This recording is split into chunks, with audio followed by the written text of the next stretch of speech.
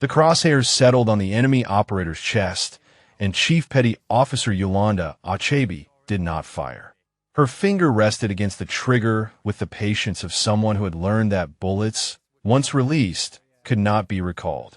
Through her scope, she watched the hostile shift his weight, adjusting his rifle toward the stone structure where Dr. Emil Nazari crouched in terror. One shot would end the threat. One shot would also punch through the thin limestone wall behind the target and kill the most valuable intelligence asset the United States had acquired in a decade. The radio crackled against her ear. "Prism, you have the shot. Take it." Master Chief Voss's voice carried the particular edge of a man who had spent 24 years believing he understood everything worth understanding about combat. Achebe did not respond. She was calculating angles that existed only in the space between physics and impossibility. 72 hours earlier, she had stood in the briefing room aboard the USS Bataan and watched the same man try to end her career with a single objection. The fluorescent lights of the amphibious assault ship hummed overhead as Lieutenant Commander Reese Thackeray spread satellite imagery across the table. 12 operators filled the room, and Achebe felt the familiar weight of being the only woman among them. She had carried that weight through BUD/S, through sniper school, through 6 deployments. It no longer bent her spine. Thackeray tapped the image. Dr. Emil Nazari, Iranian nuclear physicist. He has been feeding us intelligence on their weapons program for 3 years, and now he wants out. The regime is closing in. We extract him from this location on the Omani coast in 72 hours, or we lose him permanently. The room absorbed the information in silence. Achebe studied the terrain, her mind already mapping angles of fire, potential overwatch positions, the geometry of the extraction route. Then Voss spoke. "With respect, Commander, I need to address the team composition." Thackeray's expression remained neutral. "Go ahead, Master Chief." Voss did not look at Achebe. He did not need to. Chief Achebe's inclusion on this operation presents tactical concerns. Sniper operations require a level of physical capability and mental discipline that, in my experience, benefits from traditional team structures. The words were carefully chosen, professionally delivered, and entirely transparent. Achebe had heard variations of this speech on 4 continents. She kept her eyes on the satellite imagery and let the silence stretch. Thackeray's response was measured. Chief Achebe graduated top of her sniper school class. Her operational record speaks for itself. She stays. Voss's jaw tightened, but he nodded. "Understood, Commander." The briefing continued. Extraction point, timeline, contingencies. Achebe memorized every detail while tracking the subtle shifts in body language around the room. Most of the operators were neutral, professionals who judge competence rather than chromosomes. A few aligned themselves with Voss through small gestures, positioning themselves closer to him, avoiding eye contact with her. One did not fit either category. Petty Officer Second Class Joaquin Medrano stood at the back of the room, and even from across the space Achebe could see the tremor in his hands. He was young, maybe 24, with the look of someone facing his first high-stakes operation. His eyes kept darting to the satellite imagery as if it might reach out and grab him. After the briefing dispersed, Achebe made her way to the equipment bay. She was checking her rifle when she heard footsteps behind her, too hesitant to belong to anyone comfortable in their own skin. "Chief Achebe." Medrano's voice cracked slightly on her name. "I just wanted to say, what Master Chief Voss said in there, that was not right. I do not think everyone feels that way." Achebe looked up from her rifle. The young operator's nervousness radiated off him in waves. She had seen that kind of fear before, the kind that could lock muscles and cloud judgment at the worst possible moment. Before we dive into the rest of this story, drop a comment and let us know what state or country you're watching from. Maybe you know a service member who has had to prove themselves against unfair judgment. She reached into her pocket and withdrew a small, smooth stone, dark gray with a single white vein running through its center. Her father had given it to her the day she left for boot camp. He had called it a worry stone, something to hold when the mind needed anchoring. She held it out to Medrano. Take this. He blinked. I do not understand. You do not need to understand. Just hold it when things get loud. It helps. Medrano hesitated, then accepted the stone. His fingers closed around it, and something in his posture shifted, settled. Thank you, Chief. Achebe nodded and returned to her rifle. She did not explain that the stone had belonged to her father, or that he had died 3 months after giving it to her, or that she had carried it through every operation since. Some weights were not meant to be shared, only transferred when the time was right. That night, she stood on the deck of the Bataan and studied the stars. Somewhere out there, Dr. Nazari was counting the hours until extraction, trusting that Americans would come for him. Somewhere in the ship behind her, Voss was probably cataloging every reason she would fail. She thought about her father, the physics professor who had taught her to see the world in angles and trajectories. She thought about her mother, the trauma surgeon who had taught her that steady hands saved lives. She thought about Terrell, her spotter, whose name she could not speak aloud without her throat tightening. The mission would succeed or fail based on calculations that existed beyond Voss's understanding. Achebe had spent her entire career proving that precision was not a function of gender. In 72 hours, she would prove it again. She turned to head back inside, and Voss was standing in the doorway. The red glow of the ship's night lighting cast harsh shadows across his face. For a long moment, neither spoke. Then Voss stepped closer, his voice low enough that only she could hear. I have been doing this for 24 years. I have buried 7 men who died because someone on their team was not ready, was not capable, was not supposed to be there. His eyes held hers with an intensity that went beyond professional disagreement. If anything goes wrong on this operation, anything at all, I will make sure everyone knows exactly who to blame. Achebe held Voss's gaze without blinking.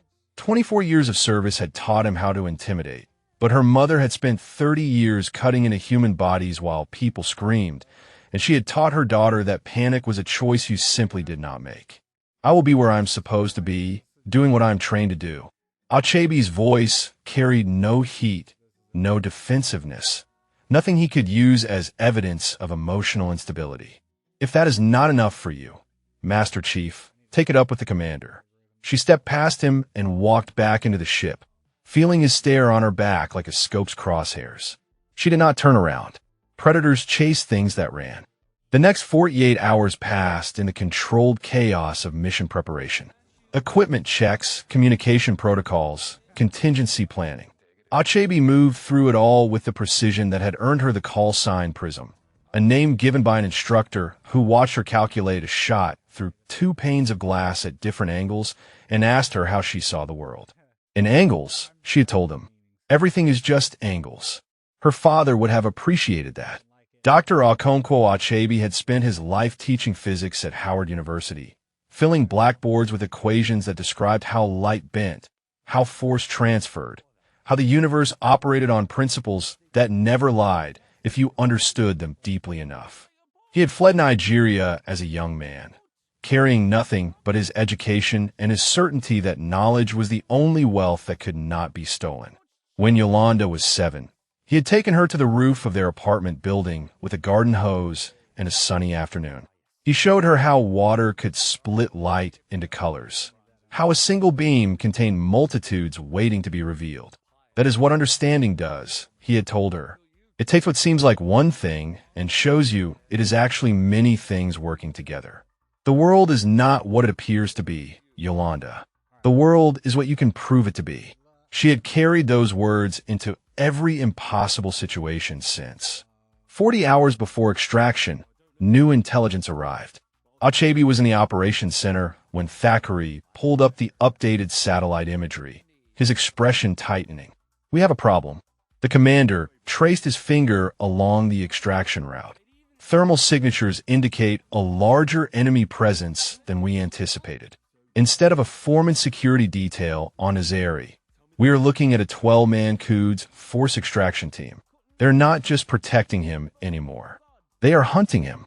The room absorbed this information in silence. 12 operators against 12, but the enemy would have defensive positioning and home territory advantage. Senior Chief Warren Oglesby, Voss's second-in-command, leaned forward. Rules of engagement? Nazari is the priority, Thackeray said. His intel is worth more than any individual operator on this mission, including me. We bring him out alive, or we do not come back. Achebe studied the new thermal signatures on the screen, her mind automatically calculating fields of fire, potential sniper positions, angles of engagement. Something about the enemy positioning bothered her, a pattern that did not quite fit standard defensive doctrine. She pulled up a secondary overlay, comparing the current positions to imagery from 6 hours earlier. The Quds Force operators had moved, but not randomly. They had repositioned to cover specific approach vectors, almost as if they knew which routes the SEAL team would consider. Commander, Achebe kept her voice level. The enemy repositioning suggests advanced knowledge of our extraction planning. Either they have exceptional tactical analysis or they have intelligence on our operation. The room went quiet. Thackeray studied the overlay, his jaw tightening as he recognized the pattern she had identified. Voss broke the silence. Or maybe they're just competent operators covering logical approaches. Not everything is a conspiracy, Chief. Achebe did not rise to the bait. I am not suggesting conspiracy, Master Chief. I am suggesting we adjust our approach vectors to account for the possibility that our primary routes are compromised. Thackeray nodded slowly. Prism is right. We adjust. New approach vectors, new timeline. I want alternative plans drawn up within the hour. As the team dispersed to recalculate, Achebe felt Voss's attention on her like heat from an open flame. She had publicly corrected his dismissal, and men like Voss kept score. Medrano fell in a step beside her as she headed to review the new terrain data. That was impressive in there, Chief. The way you saw that pattern. Achebe shrugged. It is just geometry. People move in patterns whether they realize it or not. You learn to see the shapes. The young operator was quiet for a moment, then spoke again. Can I ask you something personal? Depends on the question. Why do you do this? Medrano's voice carried genuine curiosity rather than challenge. You could have done anything with your background. Why special operations? Why the hardest possible path? Achebe considered the question as they walked. Through a porthole, she could see the dark water of the Gulf stretching toward a coastline where a frightened physicist was counting down the hours until salvation or death. My mother saved lives with her hands, she said finally. My father saved minds with his teaching. I wanted to save something too, but I needed it to be harder. I needed to know I had earned it. Medrano nodded slowly, his fingers finding the worry stone in his pocket. I think I understand that. They reached the tactical planning station, and Achebe pulled up the terrain data. Somewhere in the ship, Voss was probably planning how to position her where she could do the least good. She would need to be ready for that. 12 hours before insertion, she discovered she was right. The final mission briefing laid out each operator's position and responsibility. Achebe listened as Thackeray assigned Overwatch positions, and when her name came up, she felt her stomach tighten. Prism, you will be positioned here. Thackeray pointed to a location on the map. Southern Ridge, covering the secondary extraction route. It was the worst sniper position available. Limited sight lines, poor angle on the primary extraction path, effectively removed from the main action. Achebe looked at the position Voss had been assigned, an elevated overlook with clear views of the entire operation area. She said nothing. Arguing would only confirm Voss's narrative about emotional instability. But Medrano caught her eye from across the room, and she saw that he understood. After the briefing, she returned to her quarters and studied the terrain data one more time. The Southern Ridge was a poor position for the mission as briefed. But if things went wrong, if the primary route was compromised and the team was pushed towards secondary options, that ridge would become the only high ground with a view of the kill zone. Voss thought he was sidelining her. He had no idea he might be positioning her exactly where she would need to be. The helicopter lifted off at 0100, carrying 12 operators toward a coastline where everything would either come together or fall apart. Achebe checked her rifle one final time and noticed something on the mission manifest that made her blood cool. Her designated Overwatch position had been changed in the final hour. Someone had moved her even further from the action, to a ridge with almost no tactical value whatsoever. She looked across the helicopter bay at Voss. The Master Chief stared straight ahead, his expression unreadable in the red interior lighting. Achebe made a decision. She would follow orders to the letter until the moment those orders would get someone killed. Then she would do what she had always done. She would find the angle no one else could see. The helicopter banked hard over the dark water, and Achebe felt the familiar compression in her chest that came before every operation. Not fear exactly, awareness. The body's recognition that it was about to enter a space where mathematics and mortality intersected. 4 kilometers from the extraction point, the bird touched down in a dry riverbed surrounded by low scrub. 12 operators moved out in tactical formation, their boots finding purchase on terrain that had not changed in 1,000 years. The Omani coastline stretched ahead, invisible in the darkness but present in every operator's mental map. Achebe took her assigned position in the formation, middle of the pack, far from the point team where her skills would have been most useful. She moved in silence, her rifle across her chest, her mind running calculations on the terrain ahead. 30 minutes into the movement, she saw it. The formation was approaching a narrow ravine, the kind of natural choke point that ambush teams dreamed about. Standard doctrine would have pushed them through quickly, minimizing exposure time.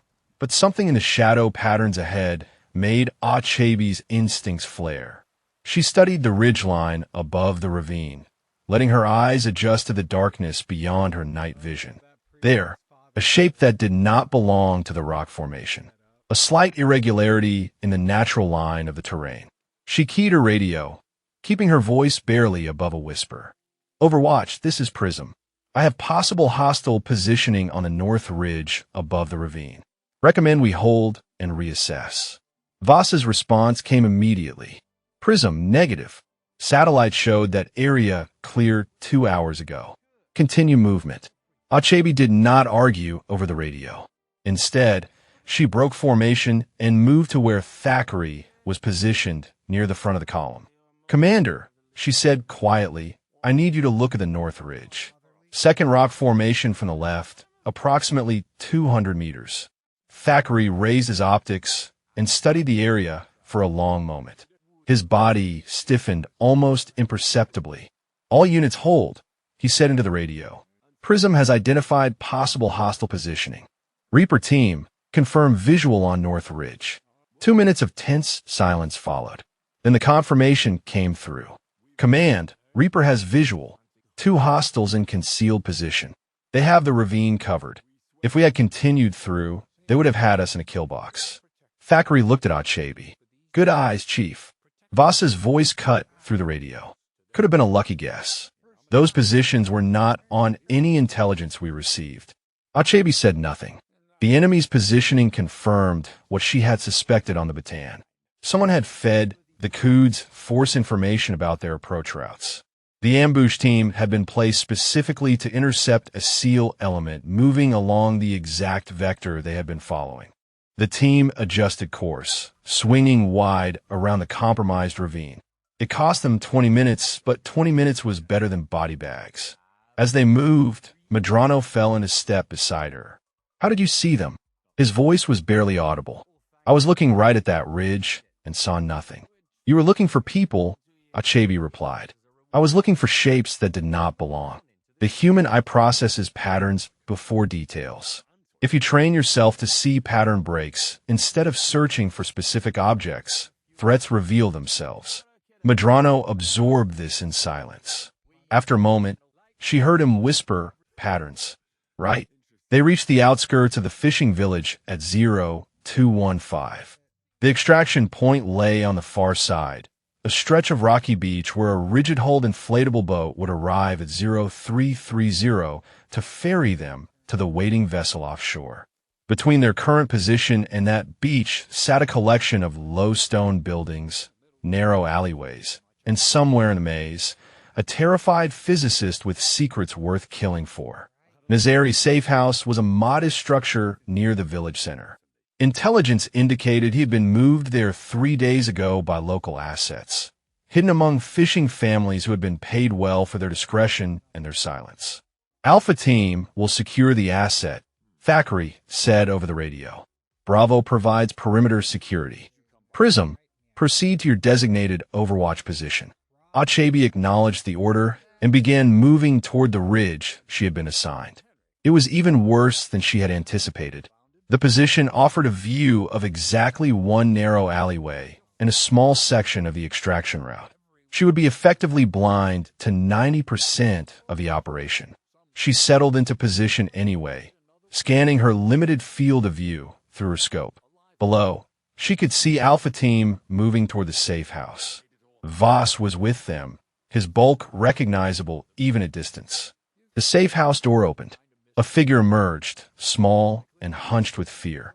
Dr. Emil Nazari. Even from this distance, Achabi could see his hands trembling. Asset secured, Voss reported. Beginning movement to extraction point.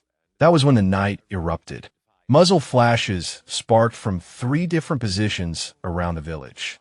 The crack of automatic weapons fire shattered the silence. Achabi watched through her scope as Alpha Team scattered for cover, dragging Nazari with them. Contact, contact, Voss shouted into the radio. Multiple hostiles. We are pinned at the village center. Achabi swept her scope across her limited field of view, searching for targets. She found nothing. The enemy had positioned themselves outside her sight lines, almost as if they knew exactly where she would be looking. Prism, I need fire support, Voss demanded. I have no targets from this position, Achabi replied, keeping her voice steady despite the frustration burning in her chest. Enemy is outside my field of view. Then move to a position where you can engage. It was not that simple. Any movement would take time, and the team was taking fire now. But staying in a useless position helped no one. Achabi made her decision. She broke from her assigned ridge and began moving toward higher ground to the east. It was not a sanctioned position. It was not in the mission plan, but it was where geometry told her she needed to be. As she ran, she heard Thackeray's voice on the radio, strained but controlled. All units be advised. Enemy force is larger than anticipated. I count at least 12 hostiles converging on our position. 12 against 12. But the enemy had surprise, positioning, and apparently inside knowledge of the SEAL team's plans. Achabi reached her new position and dropped prone, bringing her rifle up. Now she could see the battlefield. Alpha Team was pinned behind a low stone wall. Bravo was engaged on the eastern flank, and Nazari was crouched in the center of it all, a civilian in the middle of a firefight, completely exposed. Through her scope, she tracked an enemy operator moving to flank Alpha Team's position. She led the target, calculated for the slight crosswind, and squeezed the trigger.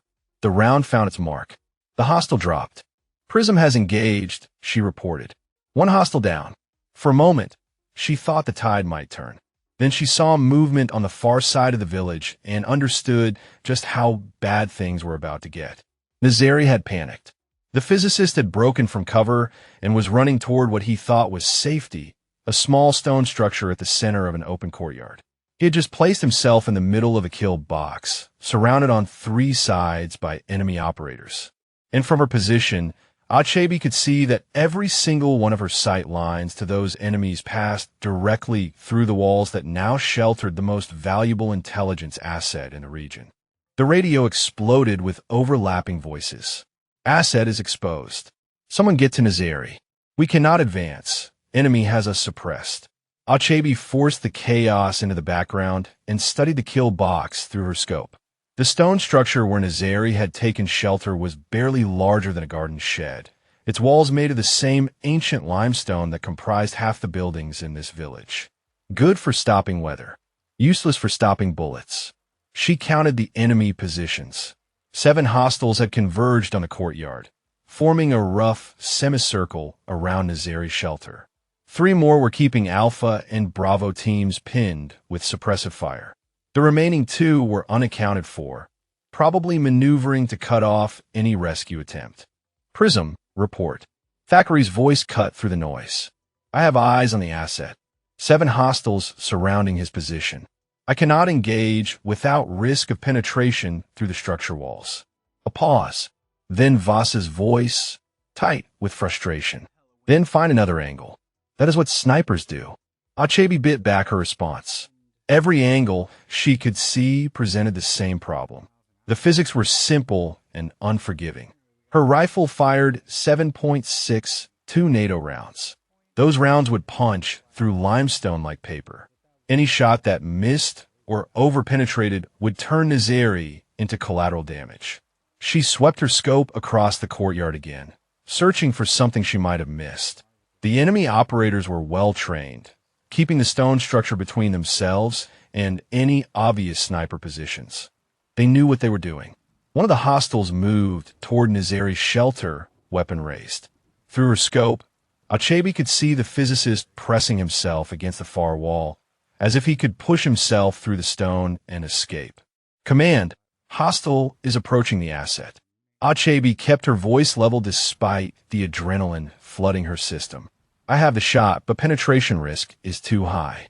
Take the shot, Voss ordered. Negative. The round will go through him and into the structure. I said take the shot, Chief. That is an order. Achebe's finger rested on the trigger. The hostile was 5 meters from Nazeri now. 4. She could see his face through the scope. Young and hard. The face of a man who had been taught that some lives mattered more than others. Her father's voice echoed in her memory. The world is not what it appears to be. The world is what you can prove it to be. She could prove that her bullet would kill the hostile. She could also prove that the same bullet would continue through the limestone wall at sufficient velocity to kill or wound the man they had come to save. I will not take a shot that kills the asset, she said into the radio. Find another solution. The silence that followed was worse than the gunfire. Then Thackeray spoke. All units, we need to draw enemy fire away from the asset position. Prepare to advance on my mark. It was a desperation move. Advancing across open ground against entrenched positions would cost lives. But it might give someone a chance to reach Nazeri before the enemy did. Achebe watched the hostile reach Nazeri's shelter. He did not enter. Instead, he took up a position beside the door, weapon trained on the interior. They wanted the physicist alive. The intel he carried was worthless if he was dead. That bought them time. Not much, but some. She pulled back from her scope and studied the broader terrain. There had to be another way. Her father had taught her that every problem had a solution if you understood the underlying principles. Light bent, force transferred. Bullets traveled in straight lines until something changed their trajectory. Something changed their trajectory. The thought crystallized in her mind with sudden clarity. She returned to her scope and began studying the courtyard with different eyes. Not looking for clear shots. Looking for angles. Reflections. Surfaces. The stone buildings around the courtyard were old, built in an era before precise engineering. Their walls met at irregular angles. Metal fixtures, drainage pipes, and window frames created hard surfaces throughout the space. Her father had shown her how light bounced, how a single beam could be redirected through reflection and refraction. Bullets were not light, but they obeyed similar principles. A round striking a hard surface at the right angle would deflect, changing direction while retaining lethal energy. It was theoretical. It was borderline impossible. And it was the only option that did not involve gambling with Nazeri's life. Commander, Achebe said into the radio, I may have a solution. I need 5 minutes. We do not have 5 minutes, Voss shot back. Then I will work faster. She pulled a small notebook from her vest and began sketching. 7 targets, 7 angles. Each shot would need to strike a specific surface at a precise angle to redirect toward its target while avoiding any trajectory that passed through Nazeri's shelter. The mathematics were complex. The margin for error was essentially 0. If she miscalculated by even a few degrees, people would die. She heard gunfire in the distance and knew that her teammates were fighting to buy her time. Madrano was out there somewhere, probably clutching her father's worry stone while bullets cracked past his head. For minutes into her calculations, she heard something that made her blood freeze. A new voice on the radio. Not American. The enemy had found their frequency. The voice spoke in accented English, calm and professional. To the American sniper on the Eastern Ridge. We know you are calculating. We know what you are attempting. It will not work. Surrender the physicist, and your team will be allowed to withdraw. Achebe did not respond. She was too busy rechecking her angles. The voice continued. You have 1 minute to respond. After that, we will breach the structure and take what we came for. If the physicist resists, he will be shot. If your team interferes, they will be killed. This is not a negotiation. This is mathematics. You are outnumbered and outpositioned. The variables do not favor you. Achebe allowed herself a small smile. Mathematics. The hostile commander had no idea who he was talking to. She finished her calculations and raised her rifle. Through her scope, she could see the enemy operators beginning to move toward Nazari's shelter. They were done waiting. Commander, she said into the radio, I have a solution. 7 shots, 7 angles. I can neutralize the hostiles around the asset without any round passing through his position. Thackeray's response was immediate. How confident are you? Achebe settled her crosshairs on the first target, a metal drainage pipe that would redirect her around approximately 47 degrees to the right. Confident enough to take the shots. A pause. Then Thackeray's voice, heavy with the weight of command. Do it. Voss cut in. Commander, this is insane. She's talking about trick shots in a combat zone. If she misses, Nazari dies, and this entire operation is a failure. Achebe heard the words, but did not let them penetrate. She was beyond doubt now, beyond fear, beyond anything except the pure mathematics of what she was about to attempt. Prism going hot, she said, and then she heard the sound that changed everything. The distinctive crack of a high-powered rifle, not from any American position. The enemy had a sniper of their own. The round struck the stone 3 inches from her head, showering her with fragments. She had 7 impossible shots to make, and now she had to make them while someone was trying to kill her. Stone fragments stung her cheek as Achebe rolled away from her position. The enemy sniper was good, 3 inches to the left, and she would be bleeding out on this ridge instead of scrambling for cover. She pressed herself against a low rock formation, making herself as small as possible. Her mind raced through the new calculations. The shot had come from the northwest, approximately 400 meters out. The enemy sniper had elevation on her, which meant he could see most of her current position. Prism status. Thackeray's voice was tight, still operational. Enemy sniper has me pinned. I need to relocate before I can engage. Negative time for relocation, Voss cut in. Hostiles are 30 seconds from breaching the asset's position. Achebe closed her eyes for a moment, forcing her breathing to slow. Panic was a luxury she could not afford. Her father had taught her that fear was just chemistry, adrenaline and cortisol flooding the system. You could not stop the chemistry, but you could choose how to respond to it. She opened her eyes and studied her surroundings. The rock formation provided cover from the enemy sniper, but it also blocked her view of the courtyard. She could not make her shots from here.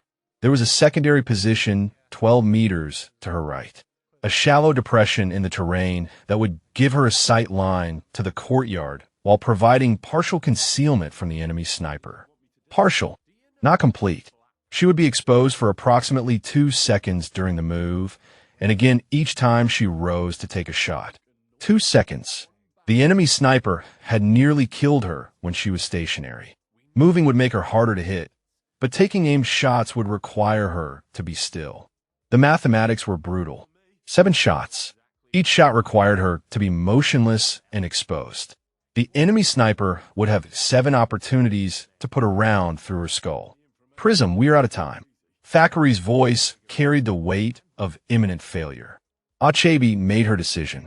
She burst from cover and sprinted toward the secondary position, counting the seconds in her head. 1, 2. She threw herself into the depression just as a round cracked through the space where her head had been. She did not pause to celebrate survival. She brought her rifle up, found her first target through the scope, and began the sequence that would either save everyone or get them all killed. The first angle was the drainage pipe, a metal fixture mounted on the corner of a building, positioned at approximately 47 degrees to her line of fire. Her round needed to strike the curved surface at precisely the right point to deflect toward the hostile crouched beside Nazari's shelter. She made the minute adjustments to her aim, calculating for distance, wind, and the deflection angle. The enemy sniper was hunting for her position. She had seconds at most. She fired. The round crossed the courtyard in a fraction of a heartbeat, struck the drainage pipe with a spark of metal on metal, and redirected toward its target. The hostile beside Nazari's door dropped without a sound. 1 down, Achebe reported. 6 to go. She ducked back into the depression as the enemy sniper's response round tore through the air above her. She had her position now. The next shot would be closer. The second angle was more complex. A stone corner where 2 buildings met. The surface worn smooth by centuries of coastal wind. She rose, acquired the target, calculated the deflection, and fired in a single fluid motion. The round struck stone and screamed away at a new angle. A second hostile collapsed. 2 down. The enemy sniper's round hit the dirt 6 inches from her shoulder as she dropped back into cover. He was adjusting, learning her rhythm. The next shot might not miss.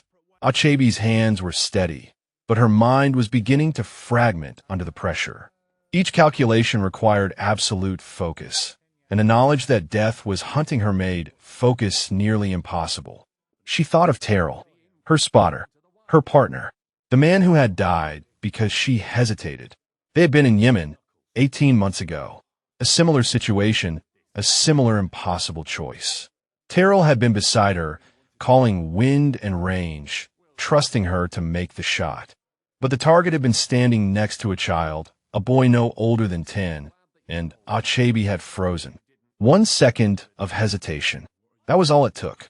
The target had seen them, had raised his weapon. Terrell had pushed her down, covering her body with his own, and the round that should have killed her had torn through his throat instead. She had held him while he bled out, watching the light fade from his eyes, knowing that her hesitation had killed the best man she had ever known. Terrell's voice echoed in her memory, the last words he had ever spoken. Not your fault. Take the shot next time. Promise me. She had promised, and she had never hesitated since.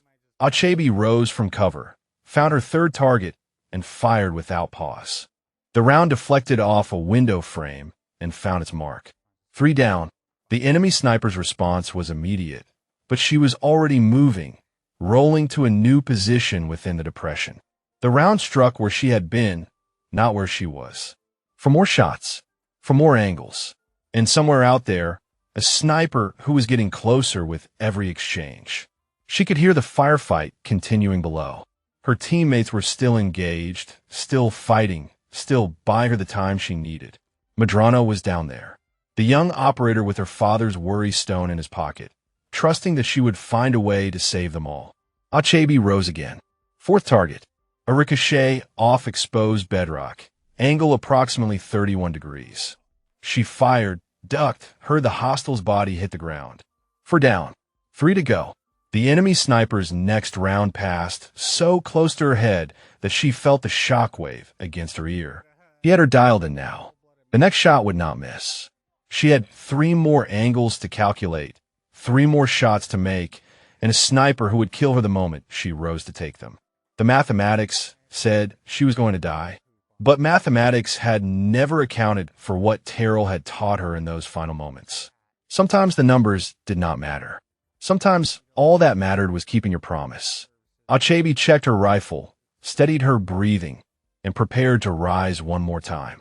If she was going to die on this ridge, she was going to die taking the shot, not hesitating. Never again.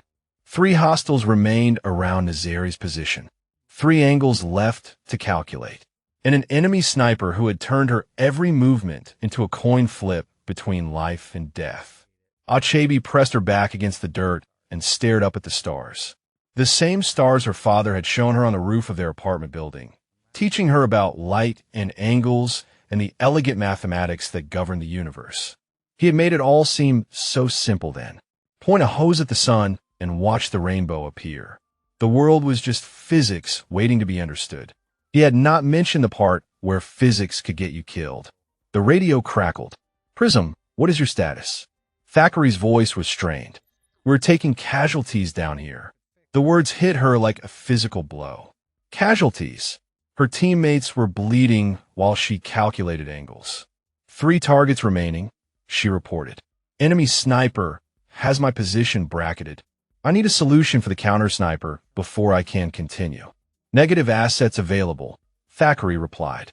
Everyone is engaged. You are on your own. On your own. The words echoed in her mind. She had been on her own since Terrell died. Had chosen to be on her own, refusing to work with another spotter, convinced that isolation was the only way to ensure she never got anyone else killed. But isolation had its own costs. Right now, a spotter could have been tracking the enemy sniper, calling out his position, giving her the information she needed to survive long enough to finish the job. She was going to have to be her own spotter.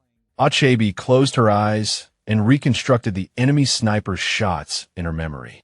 The first had come from the northwest, approximately 400 meters.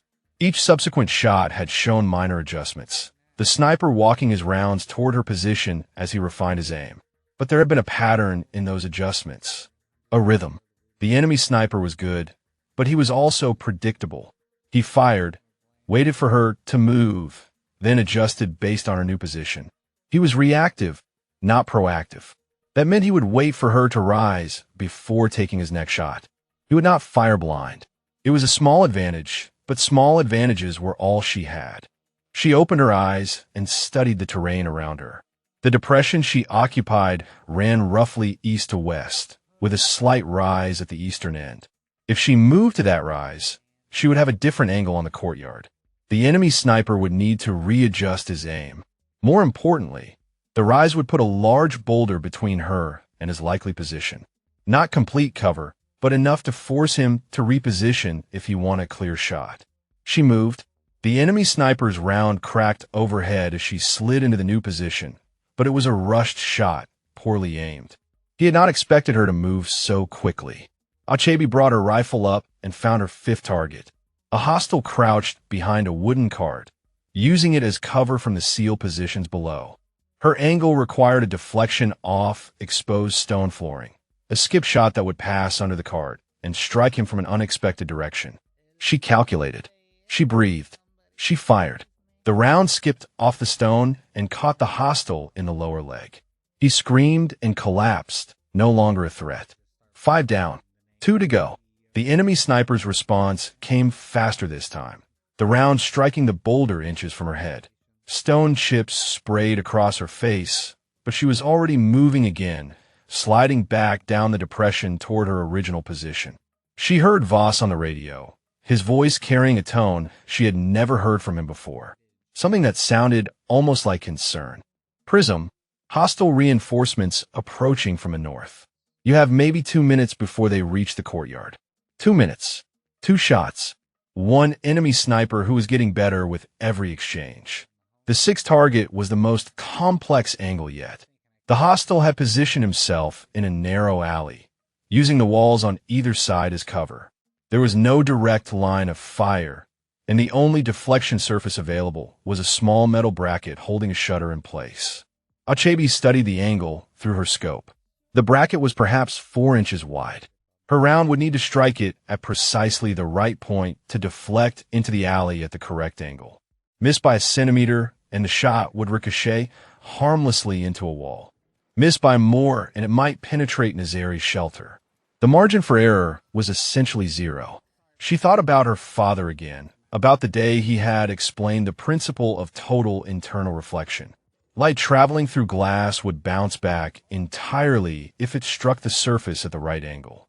No light escaped. It was all about finding the critical angle. Everything was about finding the critical angle. Achebe made her calculations, adjusted her aim, and rose to take the shot. The enemy sniper fired at the same moment. Time seemed to stretch. She felt the displacement of air as his round passed her cheek, close enough to leave a burn. Her finger squeezed the trigger in the same instant, sending her own round downrange toward the tiny metal bracket.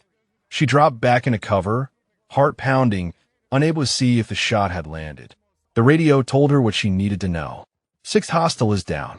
Thackeray's voice held a note of disbelief. How the hell are you doing this? Achebe did not answer. She was too busy calculating her final shot. One target remained, and this one was different. Through her scope, she could see the last hostile clearly. He was not hiding, not taking cover. He was standing in the open at the far end of the courtyard, his rifle raised toward Nazari's shelter. He was the commander, the one who had spoken on radio, and he was done waiting. If she did not take him down in the next few seconds, he would execute Nazari and disappear into the night. But the angle was impossible. There were no deflection surfaces, no ricochet opportunities. The only path to the target passed directly through the corner of Nazari's shelter. Achebe swept her scope across the courtyard one final time, searching desperately for an option she had missed. There had to be something. There was always an angle. Then she saw it. A heat shimmer rising from a metal roof to her left. The thermal distortion was subtle, barely visible, but it would affect the trajectory of a round passing through it. If she accounted for the refraction, if she aimed slightly off target and let the heat shimmer bend her bullet's path, she might be able to curve her shot around the corner of Nazari's shelter. It was not a ricochet. It was something else entirely. Something she had never attempted, had never even considered possible. A shot that bent like light through her father's garden hose. The enemy commander raised his rifle toward Nazari. Achebe could see his finger moving toward the trigger. She had one chance, one angle that existed only in the shimmer of heated air. She aimed at empty space, trusting mathematics she had never tested, and fired. The round left her rifle and entered the heat shimmer. For a fraction of a second that stretched into eternity, Achebe could not breathe. Then the enemy commander jerked backward, his rifle falling from his hands as he collapsed to the ground. The bullet had found its mark, bending through heated air like light through water, curving around the corner that should have made the shot impossible. 7 shots, 7 angles, 7 hostiles down. Nazari was still alive. Courtyard is clear, Achebe reported, her voice steady despite the tremor threatening to break through. Asset is secure. The radio erupted with overlapping voices. Alpha moving to extract the asset. Bravo, cover the northern approach. Someone get eyes on those reinforcements. But Achebe was not listening. She was thinking about Terrell.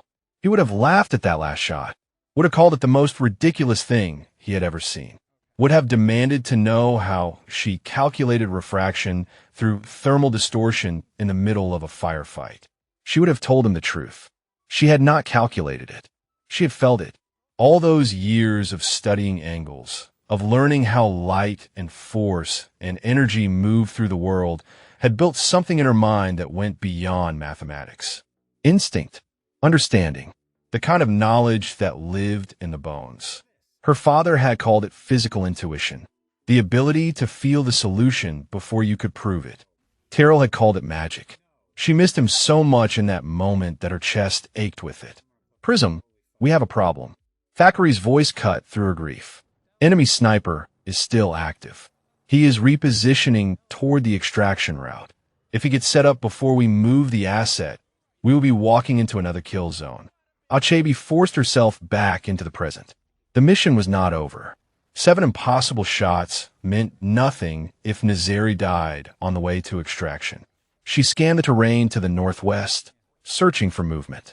The enemy sniper had gone quiet after her last shot, probably relocating to a position where he could intercept the extraction. He was smart, disciplined, the kind of operator who would not give up just because his team had been eliminated. I need to move, she said into the radio. I will track him and neutralize before you reach the extraction point. Negative, Voss responded. You have done enough. Fall back to the extraction point and let us handle the sniper. The word surprised her. Not the order itself, but the tone beneath it.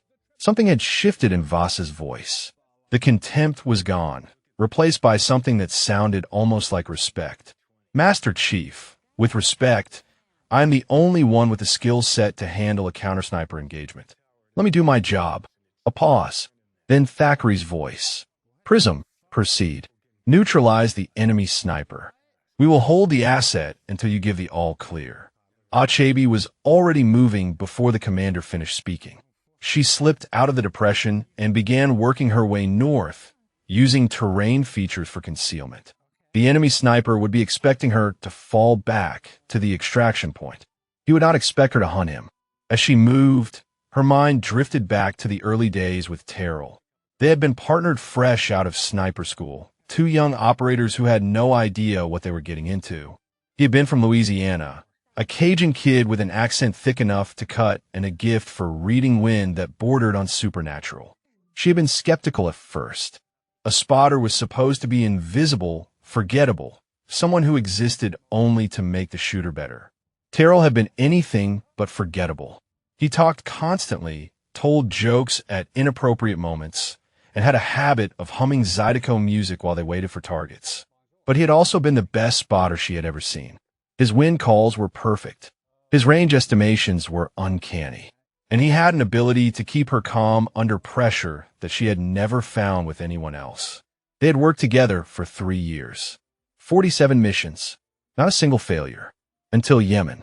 Achebi pushed the memory away and focused on the terrain ahead.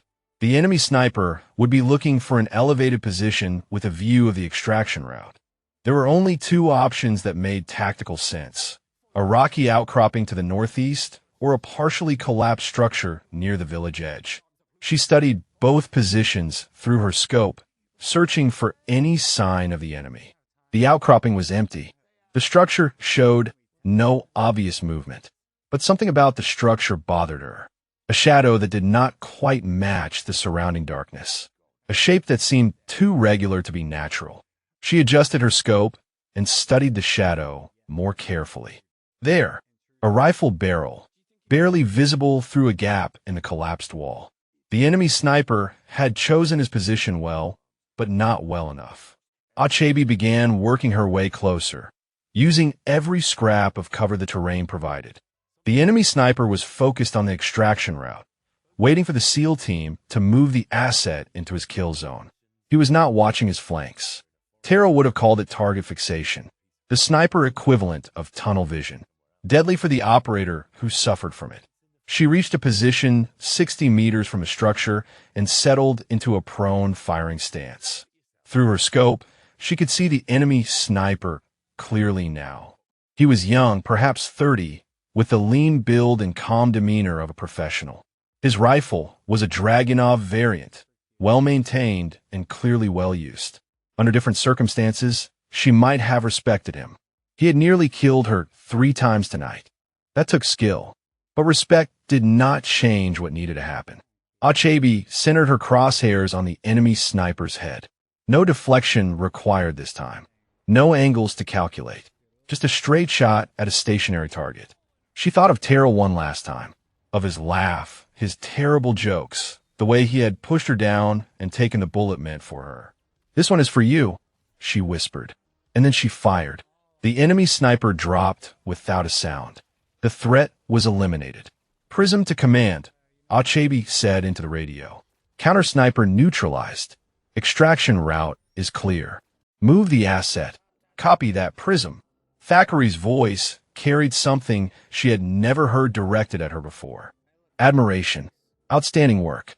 Truly outstanding. She allowed herself one breath, one moment of something that felt almost like peace. Then she began moving toward the extraction point. The mission was almost over, but for Achebi, something else was just beginning. Something that felt like the first step toward finally forgiving herself for the partner she could not save. Achebi reached the extraction point as the first gray light of dawn began to soften the eastern horizon. The rocky beach stretched before her, waves lapping against stones worn smooth by centuries of tide. In the distance, she could see the dark shape of the rigid-hulled, inflatable boat cutting through the water toward them. The SEAL team had formed a defensive perimeter around Nazari, who sat huddled against a boulder with his arms wrapped around his knees. The physicist looked like a man who had aged 10 years in a single night. His eyes were hollow, his hands still trembling from the firefight he had survived. Achebi approached the perimeter and was waved through by an operator she recognized from the briefing. The man gave her a nod that carried more weight than any words could have conveyed. She found Medrano crouched near Nazari, his rifle trained on the village behind them. When he saw her, His face split into a grin that looked almost absurd given the circumstances. Chief, his voice was breathless. That was the most incredible thing I have ever seen. 7 shots, 7 angles. I watched the whole thing through my scope. How did you even calculate those deflections in real time? Achebe settled into a position beside him, scanning the terrain for any remaining threats. Practice. And a father who made me do physics homework when other kids were playing outside. Medrano laughed, a sound of pure relief. My father made me help him fix cars. Somehow I do not think that would have helped tonight. She almost smiled. You would be surprised. Understanding how force transfers through mechanical systems is not so different from understanding how bullets behave. It is all physics. They sat in comfortable silence for a moment, watching the boat grow larger as it approached. Then Medrano reached into his pocket and withdrew the worry stone. I want to give this back, he said. I do not think I need it anymore. Tonight showed me that fear is just something you carry until you learn to put it down. Achebe looked at the stone in his outstretched hand. The white vein caught the early light, glowing faintly against the dark gray surface. She had carried that stone through every operation since her father's death. It had been her anchor, her connection to him, her reminder that knowledge could see you through any darkness. Keep it, she said. Pass it on when you find someone who needs it more than you do. Medrano's expression shifted, understanding dawning. That is what you did. You found someone who needed it. Achebe did not answer. She was watching Voss make his way toward them, his bulk casting a long shadow in the growing light. The Master Chief stopped a few feet away, his face unreadable. For a long moment, neither of them spoke. The waves filled the silence with their ancient rhythm. Then Voss did something unexpected. He extended his hand. Chief Achebe. His voice was gruff, stripped of the contempt she had grown accustomed to. I have been doing this for 24 years. I have seen operators who could shoot. I have seen operators who could think. I have never seen anyone who could do what you did tonight. Achebe looked at his hand, then at his face. She saw no deception there. No hidden agenda. Just a man confronting the limits of his own assumptions. She took his hand and shook it. Thank you, Master Chief. Voss held the grip for a moment longer than necessary. I was wrong about you. I let my own history cloud my judgment. He released her hand and stepped back. My brother washed out of sniper school 8 years ago. You graduated top of the class the same year. I blamed you for his failure. That was not fair. The revelation settled over Achebe like a missing piece clicking into place. She had wondered why Voss's hostility felt so personal, so visceral. Now she understood. He had not been fighting against her. He had been fighting against the reminder of his brother's inadequacy. Your brother's failure was not my success, she said quietly.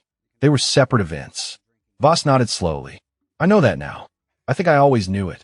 I just did not want to admit it.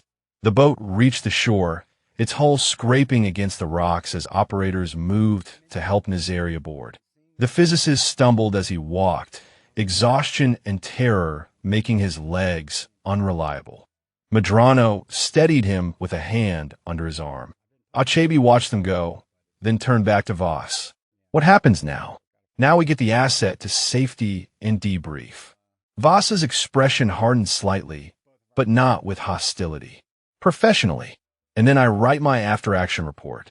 It will reflect what actually happened tonight, not what I expected to happen. It was as close to an apology as a man like Voss would ever give.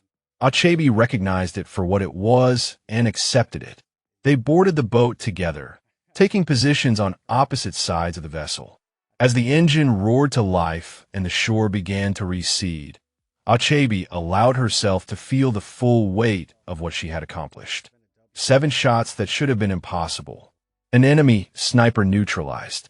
An asset secured. A team brought home alive. And something else. Something harder to quantify. For 2 years, she had carried the guilt of Terrell's death like a stone around her neck. She had convinced herself that isolation was penance, that working alone was the only way to ensure she never failed another partner. But tonight had shown her something different. She had been alone on that ridge, yes, but she had not been alone in the mission. Medrano had trusted her. Thackeray had believed in her. Even Voss, in his own twisted way, had pushed her to prove herself. Terrell had died, saving her life. She had spent 2 years trying to make that sacrifice meaningless by refusing to let anyone close enough to matter. Maybe it was time to stop. The sun broke fully over the horizon, painting the water gold and crimson. Achebe watched the light play across the waves, splitting into 1,000 colors where it struck the spray. Angles, she thought. Everything was just angles. Even healing. Even forgiveness. You just had to find the right one. The boat carried them toward the waiting ship, toward debriefs and reports and the slow machinery of military bureaucracy. But Achebe was not thinking about any of that. She was thinking about Terrell, about her father, about the long road that had brought her to this moment. And for the first time in 2 years, she was thinking about what might come next. The USS Bataan rose from the horizon like a gray fortress, its bulk somehow reassuring after the chaos of the night. Achebe watched the ship grow larger as the extraction boat closed the distance, feeling the tension in her shoulders begin to ease for the first time in hours. Around her, the other operators sat in exhausted silence. Nazari had fallen asleep against Medrano's shoulder, his body finally surrendering to the stress it had endured. The young operator held perfectly still, afraid to wake the man whose survival had cost so much. Voss sat at the bow, his eyes fixed on the approaching ship. Whatever transformation had occurred on the beach, he had retreated back into professional distance. But the hostility was gone. Achebe could feel its absence like a change in air pressure. The boat reached the ship and was hoisted aboard by crane.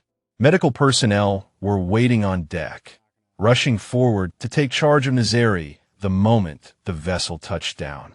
The physicist woke confused and disoriented, but the medics were gentle, guiding him toward the sick bay with practiced efficiency. Thackeray was waiting at the edge of the deck, his face showing the strain of a commander who had nearly lost his entire team. When he saw Achebe climb out of the boat, something in his expression shifted. "Chief Achebe," his voice carried across the deck, drawing the attention of every operator present. A word. She crossed to him, aware of the eyes following her movement. Thackeray studied her for a long moment, as if seeing her for the first time. "I have been commanding special operations for 11 years, he said. "I have seen things that would break most people, but I have never seen anything like what you did tonight. 7 shots, 7 deflections, 0 margin for error." He shook his head slowly. "I did not think it was possible. I am not sure I believe it even now, and I watched the whole thing through thermal imaging." Achebe met his gaze steadily. "It was just mathematics, Commander. Angles and trajectories. My father taught me to see them." Thackeray's mouth twitched in something approaching a smile. "Your father must have been one hell of a teacher." "He was." The commander nodded, then turned to address the assembled operators. "Listen up. What happened tonight stays classified until further notice. But I want every one of you to understand something. Chief Achebe saved this mission. She saved the asset, and she saved lives." He let the words hang in the air. Anyone who had doubts about her capabilities should consider those doubts permanently resolved. Achebe felt the weight of the team's attention, but it was different now. The skepticism she had grown accustomed to was gone, replaced by something that looked like genuine respect. Operators who had avoided her eyes on the flight out now met her gaze directly. One of them, a senior chief named Bartlett who had been firmly in Voss's camp, stepped forward. "Chief Achebe, I owe you an apology. I judged you before I knew what you could do. That was wrong." The words seemed to break something open.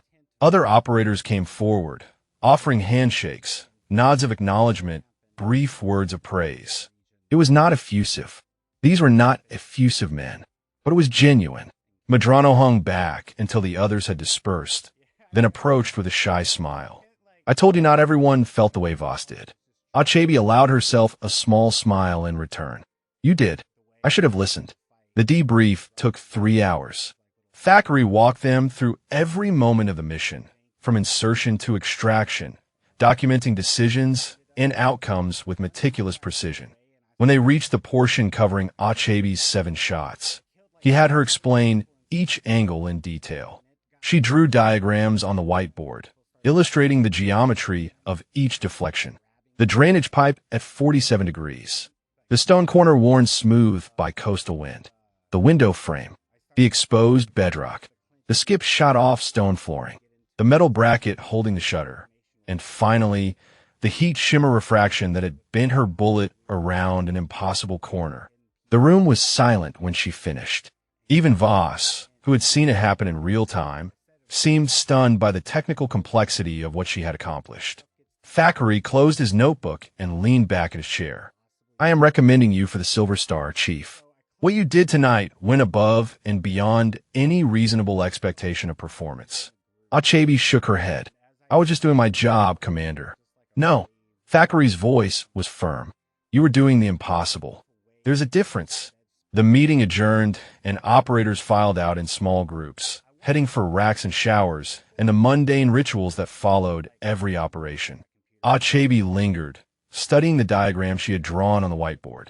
7 angles, 7 lives saved, 1 asset secured.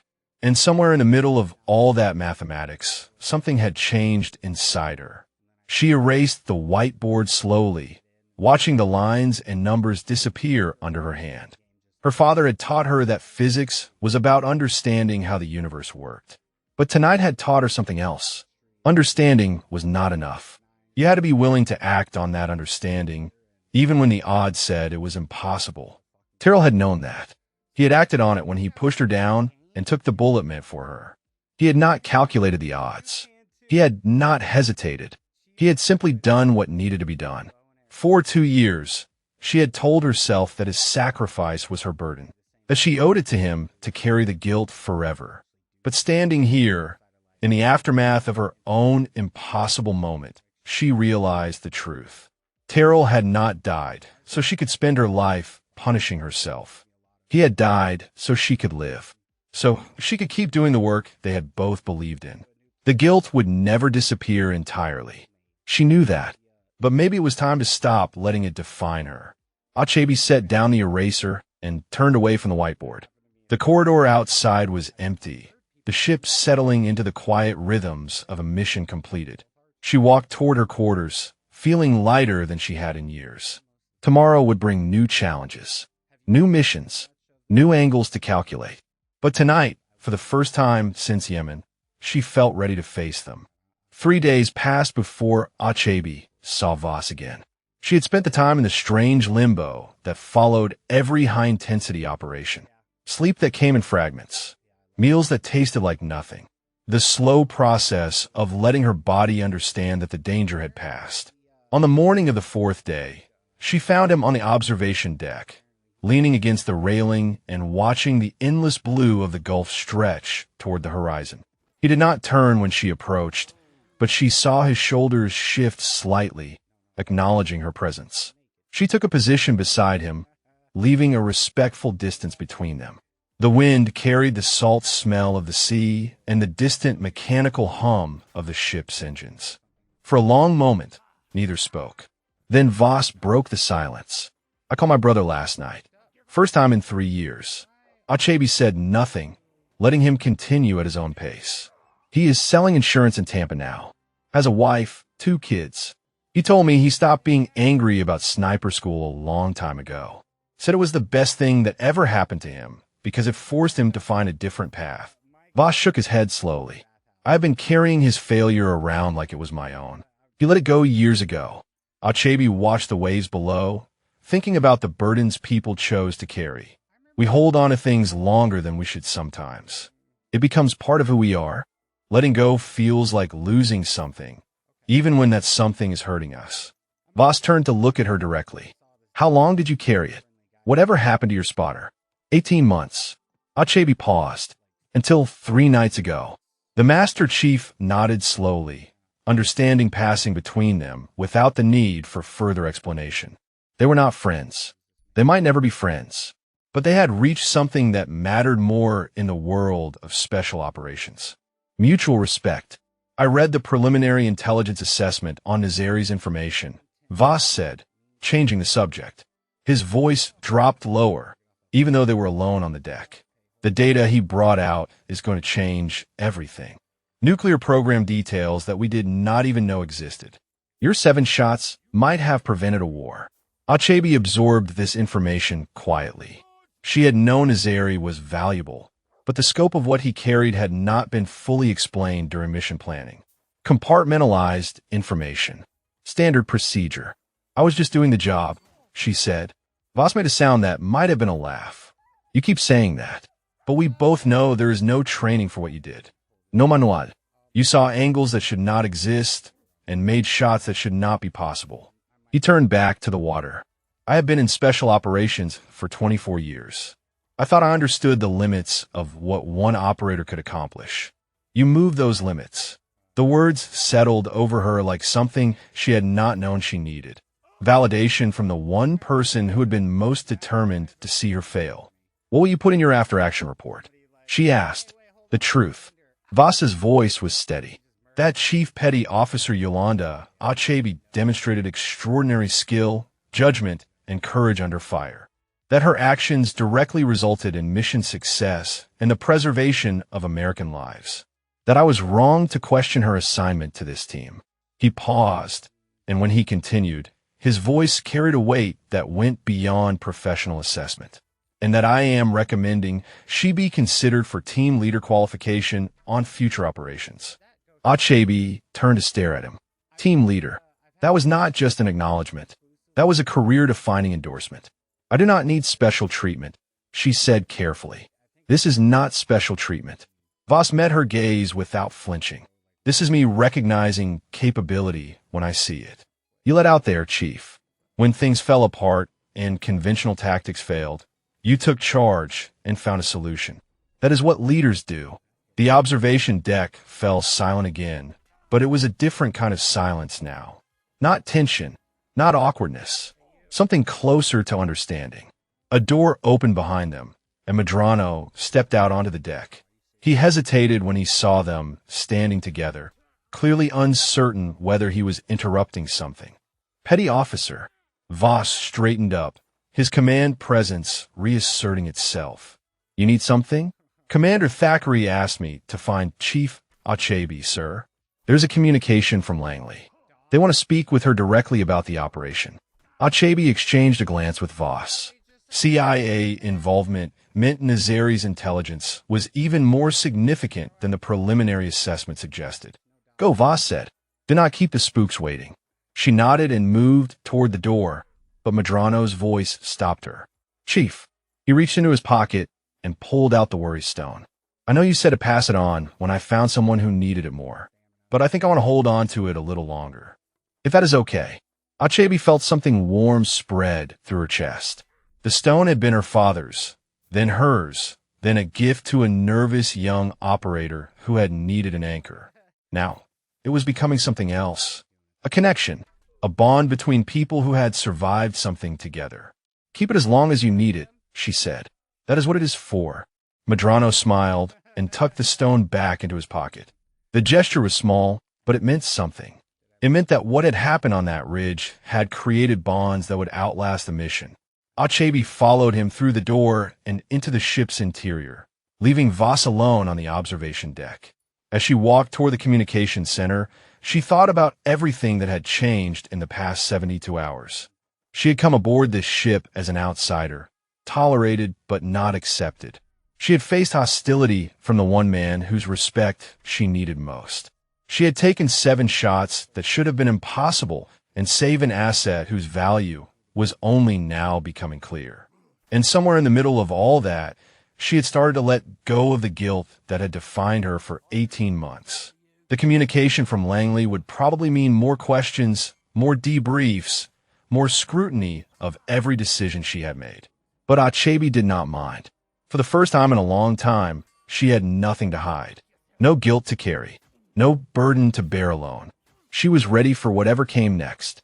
The communication from Langley lasted 2 hours. Achebe sat in the ship's secure communications center, answering questions from voices she would never match to faces. They wanted every detail of the 7 shots. Angles, distances, environmental factors. The physics of deflection and refraction explained in terms that intelligence analysts could translate into reports. She gave them everything: the drainage pipe, the stone corner, the window frame, the bedrock, the skip shot, the metal bracket, and finally, the heat shimmer that had bent her bullet around an impossible corner. When she finished, there was a long pause on the other end of the line. Chief Achebe, a woman's voice, said, "We have consulted with ballistics experts at 3 different agencies. They are unanimous in their assessment. What you described should not be possible. The margin for error on those deflection angles is measured in fractions of degrees. The heat shimmer refraction alone would require calculations that our computers would need several minutes to complete." Achebe waited, unsure where this was going. The voice continued, "And yet the after-action footage confirms that you did exactly what you claim. 7 shots, 7 kills, 0 collateral damage, in conditions that would have defeated any automated targeting system we currently possess." Another pause. "We would like to discuss your future with you, Chief. When you return stateside, there will be people who want to meet you. Opportunities that do not typically present themselves to operators at your level." Achebe considered the offer carefully. Langley meant desk work, analysis, training others. It meant safety and stability and a career path that did not involve lying on cold ridges while enemy snipers try to put holes in her skull. It also meant leaving the field, leaving the work she had trained her entire life to do. "I appreciate the interest," she said, "but I'm not ready to leave operational status. Not yet." The voice did not sound surprised. "We expected you might say that. The offer will remain open. When you're ready, if you're ever ready, contact us." The line went dead, and Achebe sat alone in the communications center, processing what had just happened. The intelligence community did not extend casual invitations. Whatever she had done on that ridge had attracted attention at levels she had never anticipated. She found Thackeray in his quarters an hour later, working through the mountain of paperwork that followed every operation. He looked up when she knocked on the open door. "Chief, come in." She stepped inside, standing at ease in front of his desk. The commander set down his pen and gave her his full attention. "Langley made me an offer," she said. "I turned it down." Thackeray nodded slowly. "I expected they would, and I expected you would turn him down." He leaned back in his chair. "You're not done yet. I can see it in you. The field is where you belong." For now, she agreed. The commander studied her for a moment, something shifting behind his eyes. "I have been doing this job for 11 years. In that time, I have recommended exactly 4 operators for accelerated advancement." He paused. "You're number 5. Achebe felt the weight of his words settle over her. Accelerated advancement meant fast-tracking through the ranks. It meant leadership positions. It meant responsibility for other operators' lives. "I lost my spotter 18 months ago," she said quietly. "I have not worked with a partner since." "I know." Thackeray's voice was gentle but firm. "I read your full file after the mission. Yemen, Terrell Washington. You took a round that was meant for you." Achebe said nothing. The wound was still there, but it no longer bled the way it once had. Thackeray continued. "The report said you hesitated, that the hesitation gave the enemy time to spot your position. That Terrell died covering your mistake." It was not a question, but Achebe answered anyway. "Yes." The commander leaned forward. "Do you know what I see when I read that report? I see an operator who learned the hardest lesson this job can teach. I see someone who will never make that mistake again." He held her gaze. "Hesitation is a luxury. You learned that. Now you need to learn something else." "What is that?"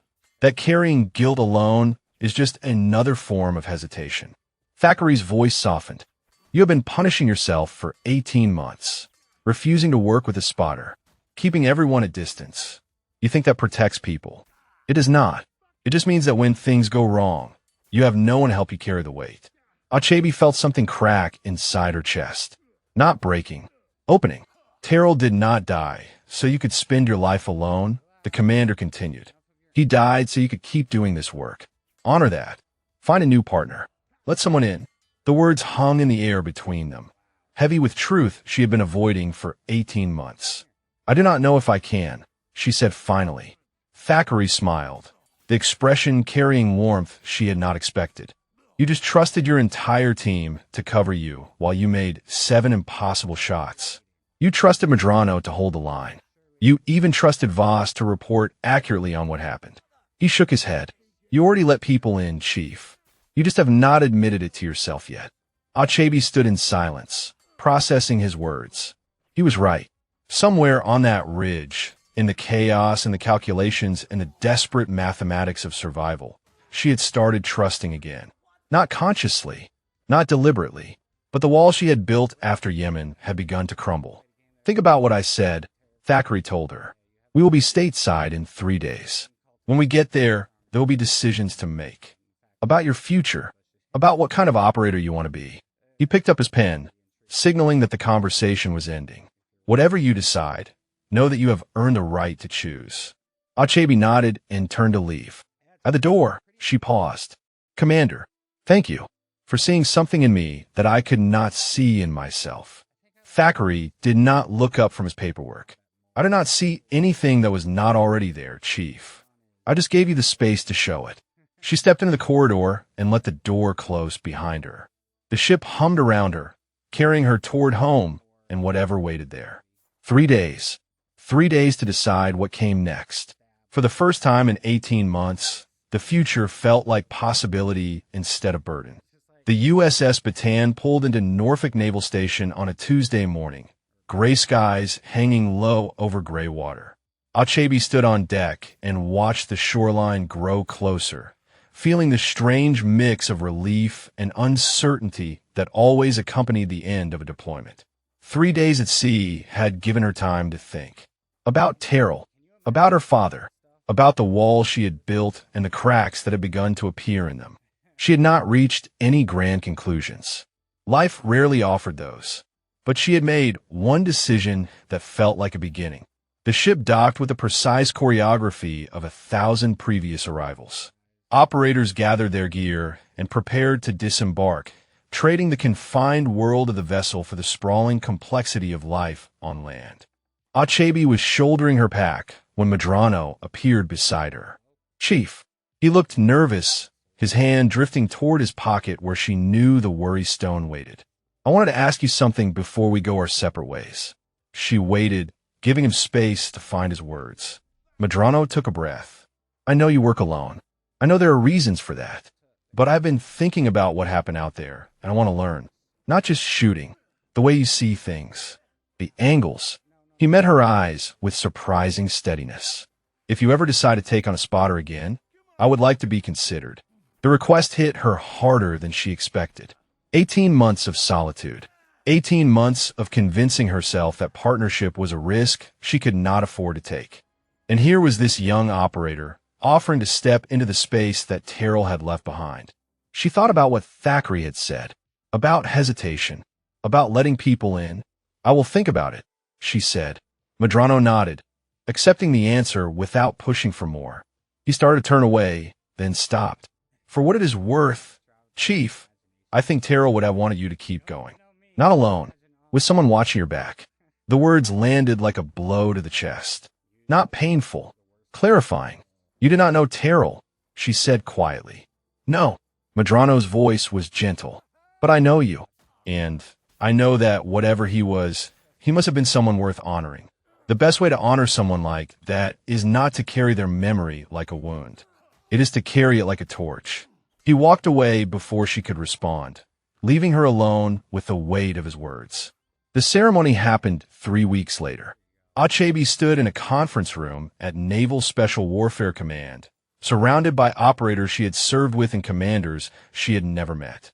Thackeray was there. Voss was there. Medrano stood in the back, the worry stone visible in his hand. The Admiral spoke about duty and sacrifice and the extraordinary actions that defined the Special Operations community. He spoke about a mission in Oman that remained classified, but had yielded intelligence of strategic significance. Then he called her forward, Chief Petty Officer Yolanda Achebe, for extraordinary heroism in combat operations, demonstrating exceptional skill and courage under fire. It is my honor to present you with the Silver Star. The medal was cool against her palm as the Admiral pinned it to her chest. Cameras flashed. Applause filled the room. But Achebe was not thinking about the medal or the recognition. She was thinking about her father. showing her how light bent through water. She was thinking about Terrell, his hand steady on her shoulder as they waited for targets that would never know they were being watched. She was thinking about 7 shots that should have been impossible, and the people who had trusted her to make them anyway. The Admiral stepped back, and Thackeray took his place. His expression carried something beyond professional pride. "There's one more matter," he said. "The operators of this command have a tradition. When someone demonstrates extraordinary capability, when they prove themselves in ways that change how we understand what is possible, they earn the right to a call sign modification." Achebe felt the room shift, attention focusing with new intensity. Thackeray continued, "Chief Achebe has been known as Prism since sniper school, a name that reflected her ability to see angles others could not." He paused, but after what she accomplished in Amman, the operators who served with her have voted unanimously. From this day forward, her call sign will be Prism Actual. The room erupted in applause. Actual, the designation reserved for team leaders. The operators were not just acknowledging her skill. They were acknowledging her as one of their own, a leader, someone they would follow into the impossible. Achebe looked across the room and found Voss. The Master Chief was applauding with the others, his face carrying an expression she had never seen from him before. Respect. Genuine, unreserved respect. She found Medrano next, the young operator grinning so wide it looked painful. He raised the worry stone slightly, a private acknowledgement of everything that had passed between them. After the ceremony, she found him outside the building, watching the sun set over the base. "I thought about your offer," she said. Medrano turned, hope flickering in his eyes. "And?" Achebe reached in her pocket and pulled out a small notebook. The same notebook she had used to calculate the 7 angles that had saved Nazari's life. "If you're going to be my spotter, you need to understand how I think." She handed him the notebook. "Start with the first page. Read it until you understand it. Then come find me and we'll talk about page 2. Medrano took the notebook like it was made of gold. "I will not let you down, Chief. Prism Actual." She almost smiled. "Do not make promises you cannot keep. Just do the work. The rest will follow." She turned and walked toward the parking lot, leaving him with the notebook and the setting sun. The weight of the silver star was unfamiliar against her chest, but it would become familiar with time. Everything did. If this story moved you, drop a comment and tell us your favorite moment. Maybe you connected with Achebe's journey or know someone who proved doubters wrong through sheer skill and determination. The sun was painting the sky in shades of gold and crimson, light bending through the atmosphere the way her father had taught her. Angles everywhere, in the light, in the shadows, in the path that stretched ahead. Terrell was gone. That would never change, but his memory was no longer a wound. It was a torch, and Chief Petty Officer Yolanda Achebe, call sign Prism Actual, was finally ready to carry it forward.